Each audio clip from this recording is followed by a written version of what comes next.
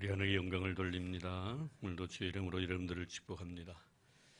우리 예수님께 요한복음 17장 말씀에 보면은 이 세상을 떠나시기 전에 제자들을 위해서 기도해 주셨던 내용이 나타나 있습니다. 그 기도의 내용이 바로 내가 하나님과 하나 되었듯이 이들도 하나가 되게 해달라는 간절한 기도의 내용이었습니다. 바울은 그의 서신 여러 곳에서 예수 그들을 섬기는 교회 공동체를 유기체적인 관계로 설명을 하면서 몸에 비유해서 지체로, 한 지체로 해석을 합니다.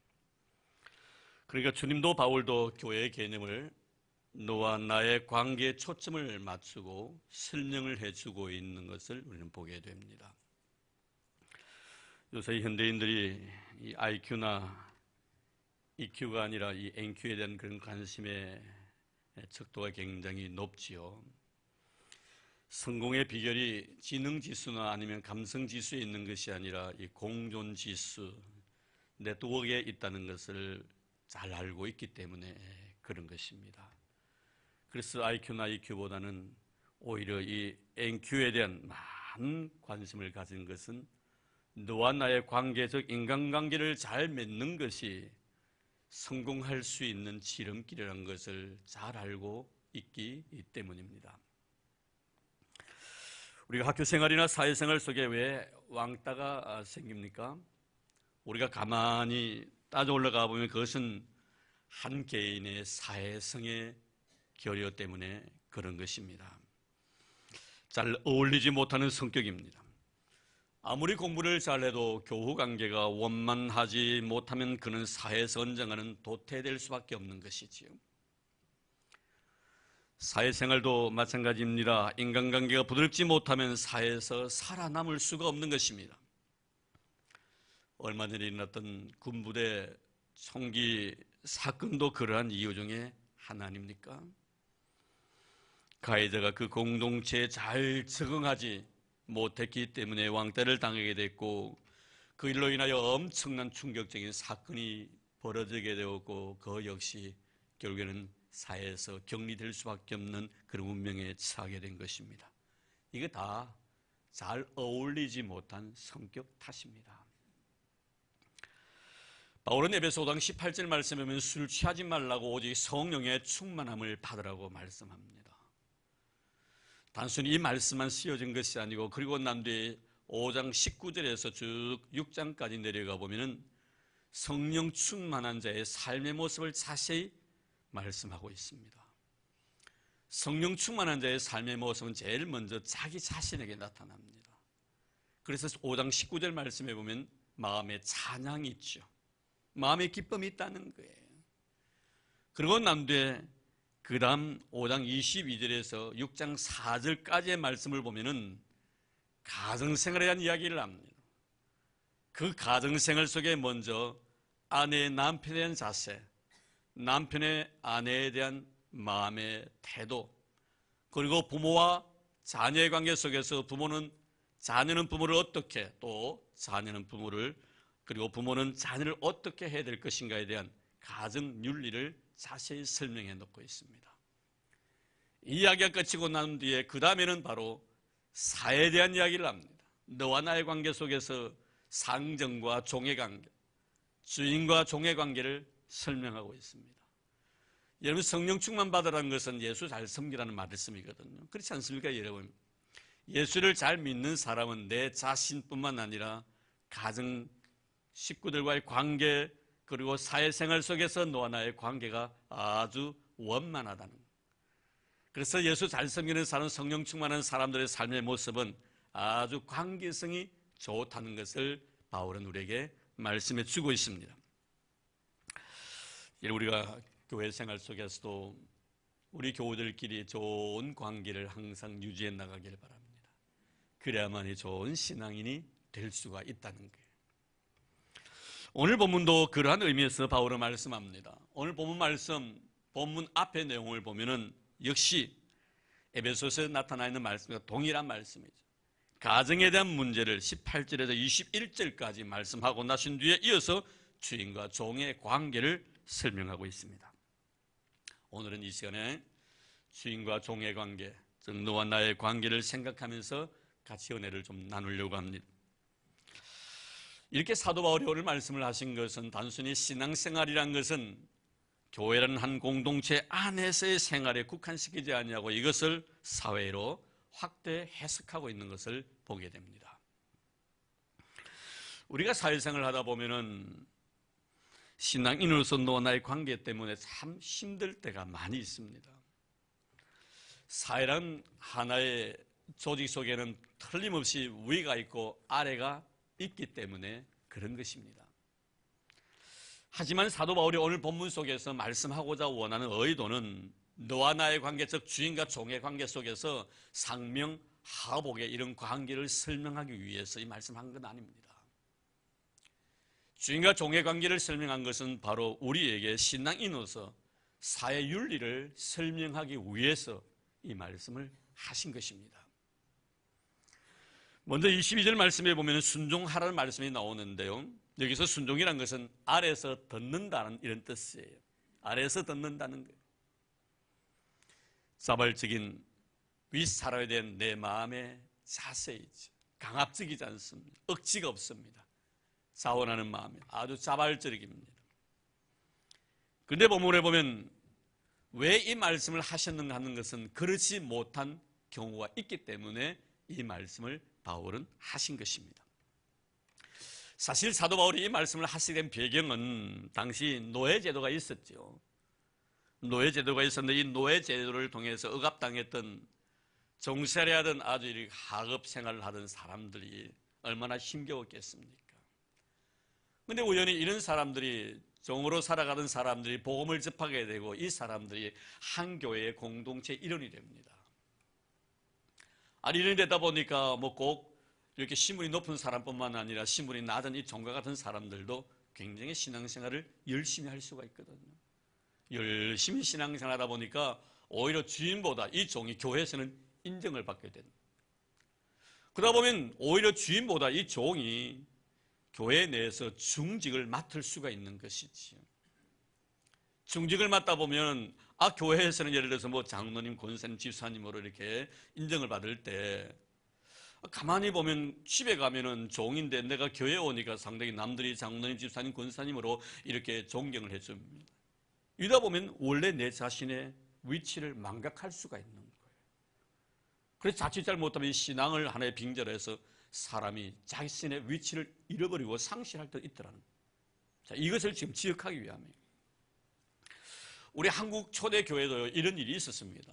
제가 이름을 이게 이 교회라 이라면 다 아시는 교회이기 때문에 이름을 금명하지는 않겠습니다만 사실 초창기에는 제일 처음에는 아주 기독교가 전래될 때는 여자들 그리고 살기 힘든 이런 사람들에게 접근을 해서 복음이 그들 속에 들어갑니다. 그러다가 나중에 이 기독교가요 사회 전체를 리더합니다.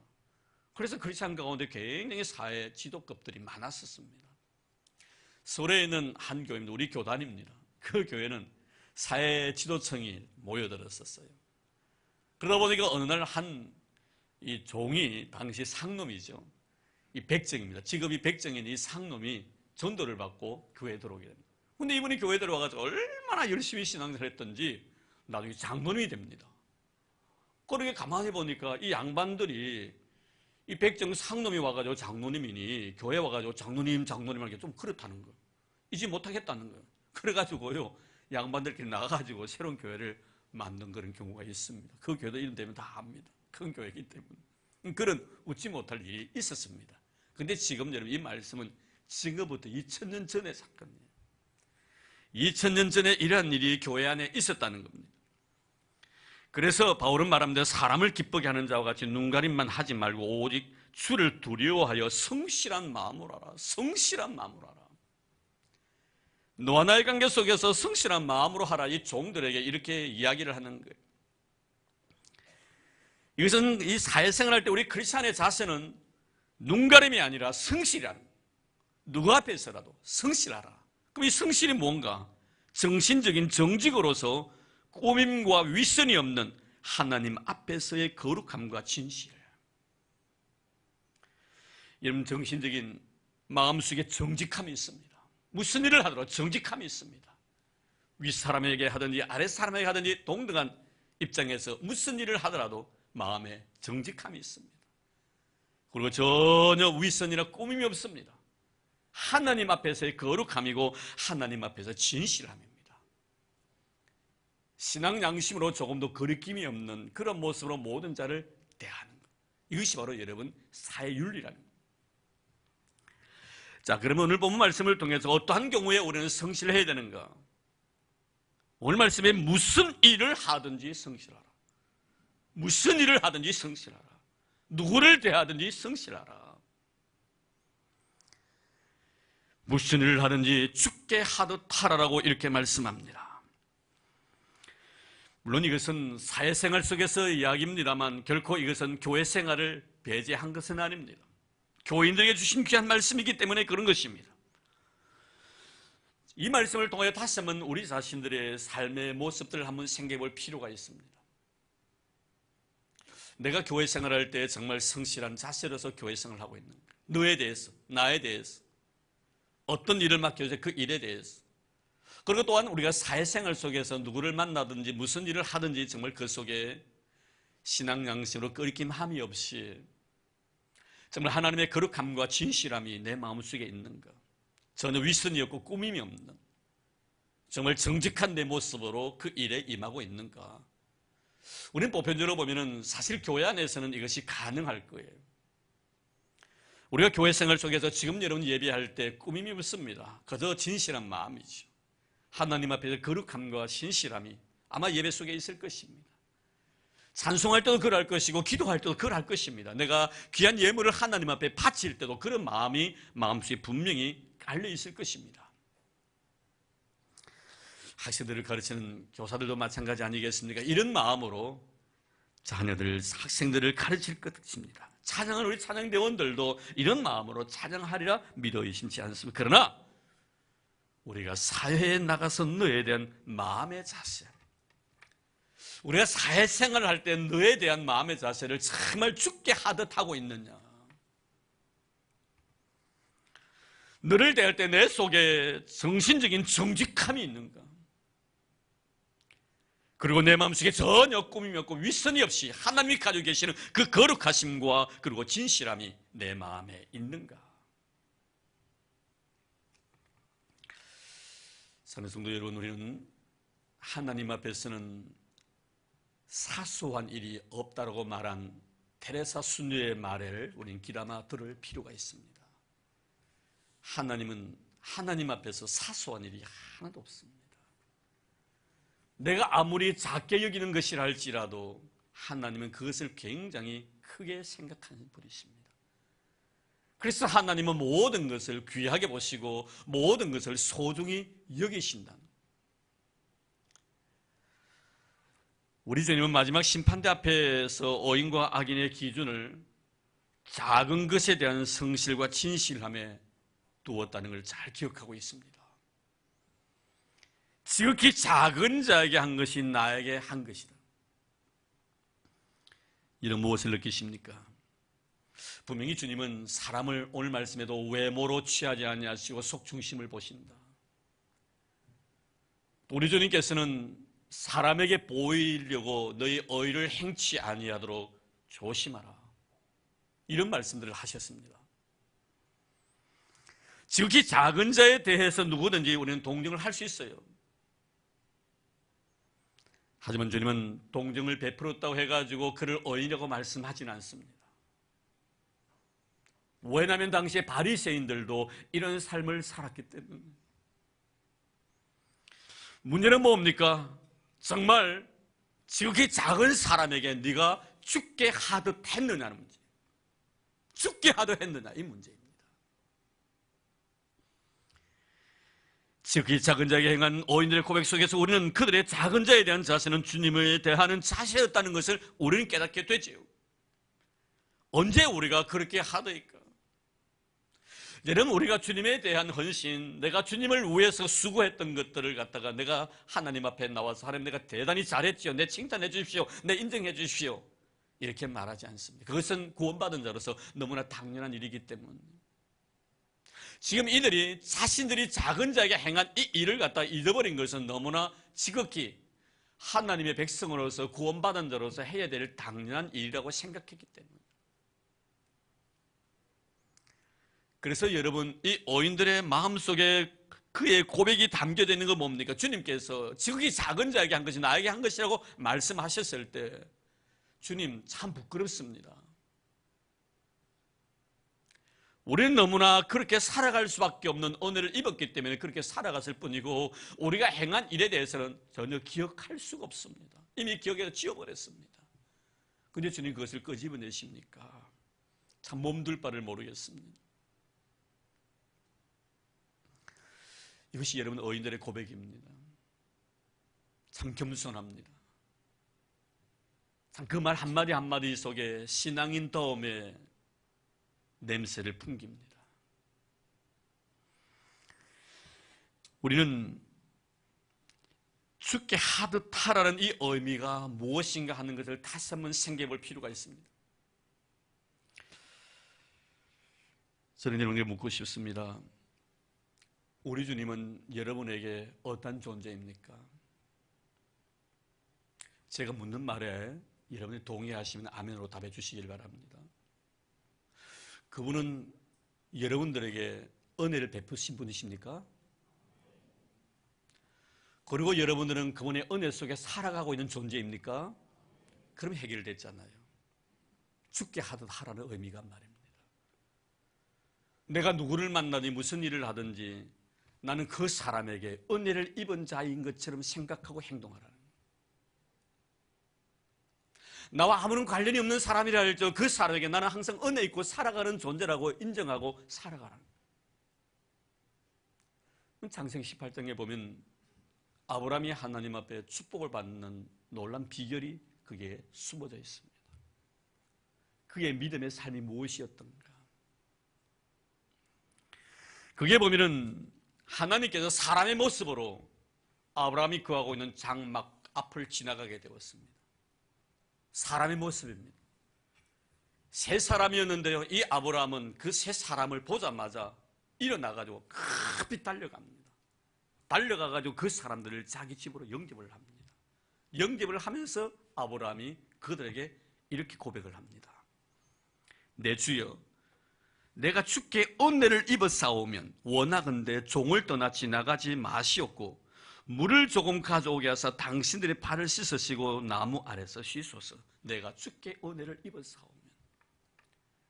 아브라함이 나타나서 아브라함아 나 하나님이야 라고 말씀하셨더라면 어느 누구인들 급히 달려나가가지고 하나님 앞에 무릎을 꿇고 하나님을 영접하지 않겠습니까? 하나님이 사람의 몸을 입으시고 가신 거예요. 하나님이 모릅니다. 내가 주께 은혜를 입어 싸우면. 언제 봤다고? 이게 뭐예요 여러분? 주께 하듯 하라는 거예요. 우리는 역대 왕하에 보면 수넴 여인을 봅니다. 엘리사 선지자를 대하는 태도가 정말 주께 하듯 합니다. 그것도 매사가 그러합니다. 엘리사가 그곳을 지나갈 때마다 이 수넴 여인은 엘리사를 그냥 지나가게 하지 않냐고 그분을 자기 집으로 모셔서 영접합니다. 후하게 대접해 줍니다. 그것도 모자라서 그분을 위하여 방을 만들어줍니다. 그리고 그 외에 책상과 그리고 의자를 그리고 촛대까지 다 만들어줍니다. 언제라도 오실 때 저희 집에 오십시오. 쉬고 싶으실 대로 여기서 마음껏 쉬십시오. 참 여러분 죽게 하듯 합니다. 사랑하는 성도 여러분, 여러분은 아무리 내 주위에 일어난 일이라도 그 일을 주님 앞에서 행하듯이 해야 합니다.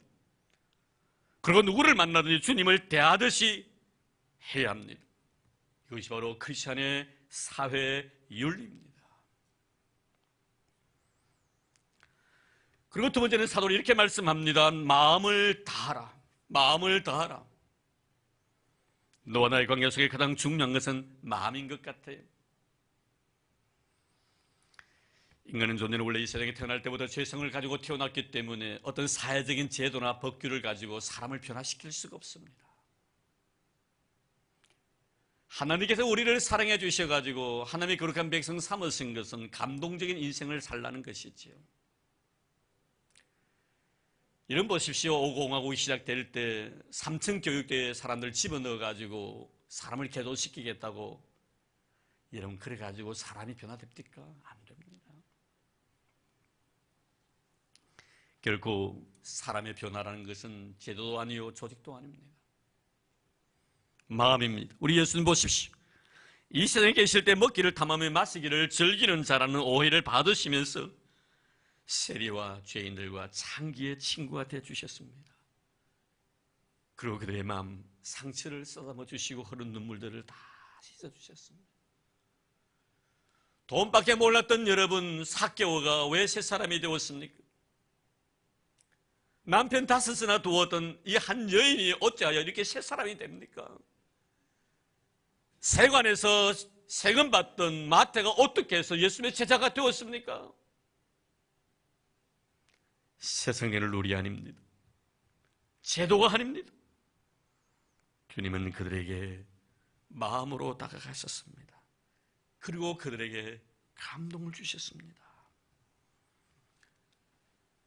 저는 그렇게 믿고 있습니다. 왜 하나님이 나를 하나님의 자녀 삼아주셨는가? 누구 앞에서라도 감동적인 삶을 살라고, 그리고 감동을 줌으로 인하여 그 사람이 나의 삶을 통하여 예수님을 생각나게 만드는 사람이 되라고. 세상 사는 사람들이요, 감동받는 것은 그렇게 유별나게 내가 행동을 해서 감동받는 것 아니더라고요. 자그마한 것에 감동받더라고요. 제가 양육반 하면서 제가 잠시 제 개인 간증을 드린 적이 있습니다. 며칠 전이었습니다. 돈을 붙일 일이 있어가지고 바로 이 골다리 지나면 농협이 있습니다. 그 농협에 갔었습니다. 그래서 일단 돈을 붙이기 위해서 돈을 찾아야 됐기 때문에 제가 통장을 직원에게 내밀었습니다. 여자 직원이신데. 그랬더니 제보고 비밀번호를 눌러라 하더라고요. 야, 이 비밀번호가 몇 번인지 생각이 안 나는 거예요.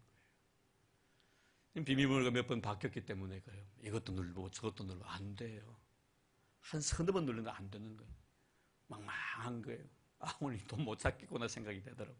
그러더니 이분이 하시는 말씀이 사모님이 한번 알아보이소요 하더라고요. 아?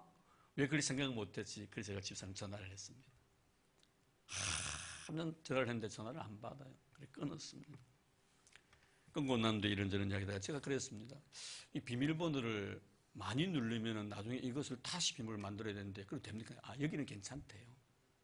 한참 이야기를 하다가 다시 제가 집사람 전화를 했더니 집사님 전화를 받더라고요.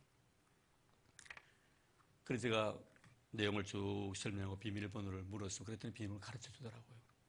그래서 비밀을 입력을 했더니 맞더라고요.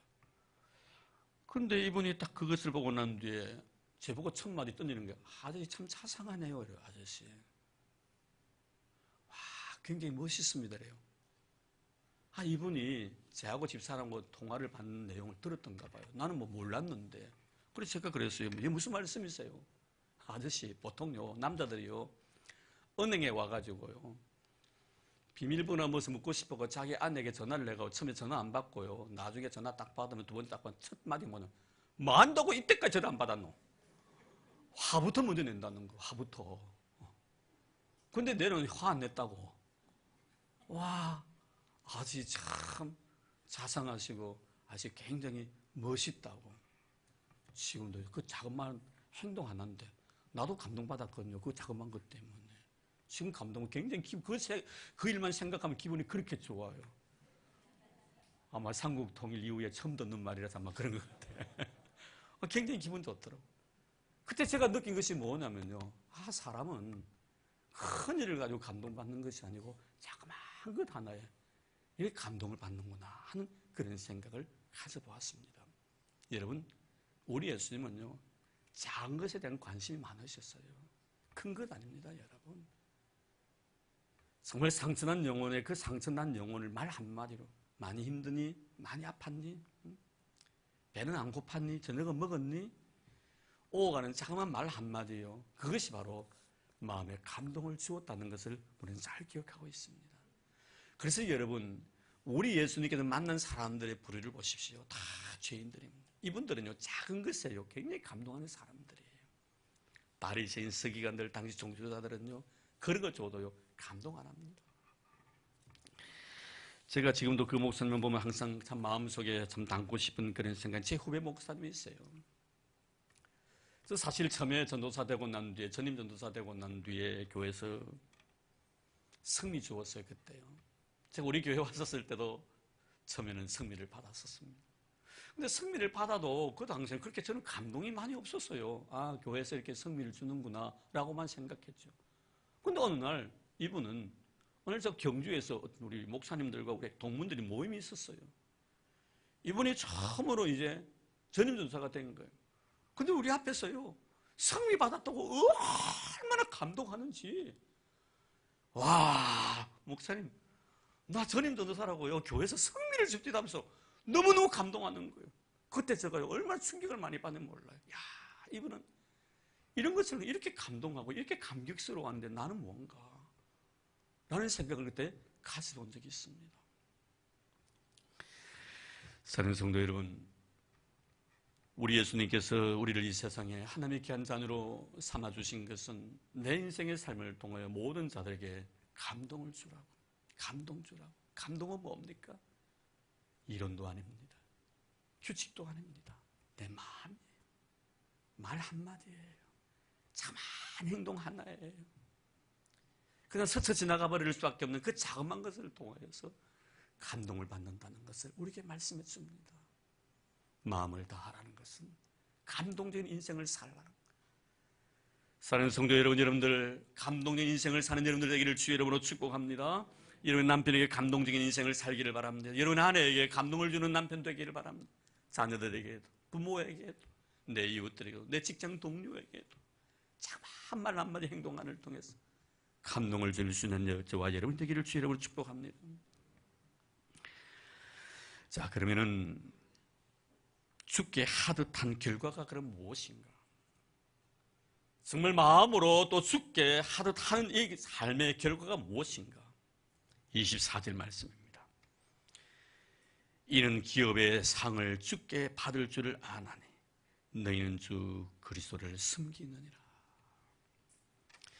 무슨 일을 하든지 누구를 만나든지 주께 하면, 주께 대하듯이 하면 기업의 상을 주께 받을 것이라. 여기서 기업의 상이라는 이 땅에 행한 일에 대한 하나님의 보상을 의미합니다. 네가 누구를 만나든지 네가 그 사람의 은혜 입은 자로 마음을 가지고 그를 대할 때 하나님은 그 마음을 절대로 버리지 아니하신다. 기억하셔서 네의 그 수고로에 대한 대가를 내가 너에게 꼭 지불하겠다. 지극히 작은 자에 한 것이 바로 나에게 한 것이라고 어인의 반열에 세워주셨듯이 그 기업을 주겠다고 약속하십니다. 이 말씀드린 바대로 여러분 아브라함이 사람들이 지나갔었을 때 주께 내가 은혜를 입었으면 원하건대 그냥 지나가지 마옵시고 내 집에 들어와서 융숭하게 대접받고 가시라고 내가 주께 은혜를 입었다면 이런 마음으로 그가 그 사람을 마치 그 사람들에게 은혜를 입은 것처럼 생각하고 그들을 대했을 때 하나님 주신 축복이 얼마나 컸습니까? 나중에 그분이 누구였어요? 우리 하나님이셨습니다. 내년 이맘때 약속대로 내 아내에게 자녀가 있을 것이다. 할렐루야. 이런 놀라운 축복을 아브라함이 받습니다. 조금 전에 말씀드린 수냄 여인이 있지요. 엘리사를 얼마나 극진하게 주께 대하듯이 대합니까? 근데 그 수냄 여인은 애가 없었습니다. 하나님께서 엘리사를 통해 그 가정에 자녀의 놀라운 축복을 주었습니다. 근데 그 자녀가 얼마 되지 아니해서 병이 들어 죽을 지경했습니다. 죽어갔습니다. 다 죽었습니다. 이때 엘리사가 또 그 자녀를 살려줍니다. 너에 대해서 죽게 하듯 한 그 마음을 가졌을 때 하나님은 얼마나 그를 축복해 주셨던가. 우리가 신에게도 고넬료 같은 경우도 그렇지 않습니까? 이런 고넬료 가정에 베드로가 갑니다. 사회적인 신분을 보면 여러분 고넬료가 높지요. 백부장입니다. 로마의 100명의 군사를 거느린 백부장입니다. 신앙인의 얼굴로서 신앙의 눈으로서 베드로를 바라볼 때 우리는 그를 수제자라고 믿음 좋은 사람이라고 해주지만 사회 사람들은요 그를요 그렇게 취급하지 않습니다. 신앙이 없는 사람들은요 천민으로 취급하는 거 아닙니까 여러분? 제가 여러분 앞에 서 있을 때 목사이지 세상 사는 사람들이 나를 바라볼 때 여러분들이 저를 대하듯이 대해줍니까? 아닙니다. 그런데 여러분 고넬료 보십시오. 베드로가 그 가정에 왔어. 얼마나 지극정성으로 대했던지 베드로가 깜짝 놀랐습니다. 왜 이러시냐고. 우리도 당신들과 같이 똑같은 성령을 가진 사람 이렇게 하지 말고 예수님을 대하듯이 대합니다. 하나님을 대하듯이 대합니다. 얼마나 놀라운 축복을 받았습니까? 여러분 성경에 뭐라고 말씀했습니까? 고넬료야, 내 기도와 구제가 하나님 앞에 상달되어서 하나님이 다 기억하고 계시느니라. 그리고 그 영혼 구원뿐만 아니라 그 가족과 일가 친척들과 친구들까지 고넬료를 통하여 구원받는 이런 놀라운 축복을 주십니다. 사랑하는 성도 여러분, 무슨 일을 하든지 주께 하듯 하십시오. 그리하면 여러분들의 그 사랑의 수고가 헛되지 않을 것입니다. 하나님의 은혜가 여러분의 삶 속에 떠나지 아니하실 것입니다. 상대방에게 말할지라도 주께 하듯 하십시오. 사랑을 베풀지라도 주께 하듯 하십시오. 이제 말씀을 맺겠습니다. 그럼 왜 우리는 이렇게 해야 하는가 합니다. 우리는 왜 모든 사람에게 마치 그 사람에게 내가 은혜 입은 자인 것처럼 그렇게 살아가야 되는가? 오늘 말씀해 보니 너희는 주 그리스도를 섬기느니라. 여기에 답이 있습니다. 네 예수 믿는 사람이 아니냐 이 말이에요. 네 하나님의 자녀가 아니냐 이 말이에요. 왜 예수 믿는 사람으로 하나님의 자녀로서 세상 사는 사람들과 똑같이 살려고 하는? 왜 그렇게 살려고 하는? 주 예수 그리스도를 너희는 섬기느냐. 예수를 섬기는 자가 아닙니다. 왜 우리는 이렇게 살아가야 합니까? 우리가 바로 믿음의 사람이기 때문입니다. 분명해서 믿음의 사람은 생각이 달라야 합니다. 마음도 달라야 합니다. 언어도 달라야 합니다. 무엇인가 세상 사는 사람들과 다른 점이 있어야 합니다. 너희의 마음의 자세도, 너에게 말하는 말 한마디도, 행동도 우리는 분명히 세상 사는 사람들과 달라야 합니다. 모든 사람에게 주께 하듯 하십시오. 우리는 주님을 섬기는 자이기 때문에 그렇습니다. 우리 찬송 있지요. 나 주님만을 섬기리, 헛된 마음 버리고 성령이여 내 영혼 충만하게 하소서. 주님 앞에 내 생명 드리리라. 나 주님만을 섬기리. 우리는 주님을 섬기는 자이기 때문에, 우리는 믿음의 사람이기 때문에, 하나님의 자녀이기 때문에 모든 사람에게, 모든 일에 주께 하듯 해야 합니다. 기도하겠습니다. 하나님 아버지 감사합니다. 우리는 주님을 섬기는 자이기에 모든 사람 앞에 모든 일에 매사에 주께 하듯 하라고 하십니다. 잊지 않게 하옵소서. 모두에게 주께 하듯 하는 신실한 믿음의 사람들이 되도록 축복해 주옵소서. 이제 헌금을 위하여 기도드립니다. 하나님 아버지, 물질이 아니라 내 마음입니다. 주님, 이미 주시는 내 감격스러운 마음으로 주님 앞에 가까이 다갔습니다. 나를 사랑해 주신 주님께 내 손 내밉니다. 주님, 뿌리치지 마시고 거절하지 마시고 우리의 드림을 기뻐 허명하여 주옵소서. 받은 바 내가 너무나 고맙고 주신 사랑 너무나 감사해서 드릴 수밖에 없고 바칠 수밖에 없는 빚진 자의 모습으로 살아갈 수 있도록 도와주시니 감사드립니다. 10의 1조를 드립니다. 감사 예물을 드립니다. 건축 헌금도 주님 앞에 드립니다. 주님 선교 예물도 드립니다. 미랄의 헌금도 드립니다. 일천 번제까지 하나님 앞에 드리오니 드리는 손길을 주님 잊지 말아 주시고 기억해 주옵소서.